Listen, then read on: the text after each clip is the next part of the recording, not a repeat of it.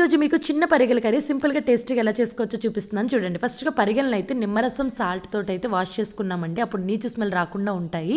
So తర్వాత stove on చేసి వెడల్పాటి కడాయిలో సరిపడినంత ఆయిల్ వేసుకోవాలి. దీనిలోకి ఉల్లిపాయ పేస్ట్ అలానే పచ్చిమిర్చి వేసి వేగనివ్వండి. దీనిలోకి ఇప్పుడు ఫ్రెష్గా నూరుకున్నటువంటి అల్లం వెల్లుల్లి పేస్ట్ని వేసి పచ్చి వాసన పోయే వరకు వేగనిచ్చుకోవాలి.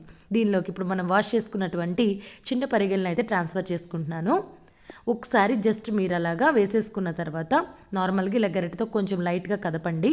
దీనిలోకి ఇప్పుడు సరిపడినంత సాల్ట్, పసుపు, ఒక చిన్న సైజు చింతపండు పులుసు తయారు చేసుకుని అదైతే వేసుకున్నాను. వేసుకున్నాక జస్ట్ ఇలా కదుపుకొని ఒక 10 మినిట్స్ అలా వదిలేయండి. తర్వాత ఓల్ గరం మసాలా పౌడర్ జల్లుకుని వెల్లుల్లిపాయ రెబ్బలు, జీలకర్ర పొడి దంచి వేసుకోండి. మీరు తినే స్పైసీనెస్కి తగ్గట్టుగా కారం కూడా యాడ్ చేసి ఒక 15 మినిట్స్ పాటు మూత పెట్టి వదిలేస్తే మనకి చిన్న పరిగెల కర్రీ రెడీ. హార్ట్ హెల్త్కి చాలా మంచిది. ప్రజెంట్ వర్షాకాలం టైం అవైలబుల్ ఉంటాయి.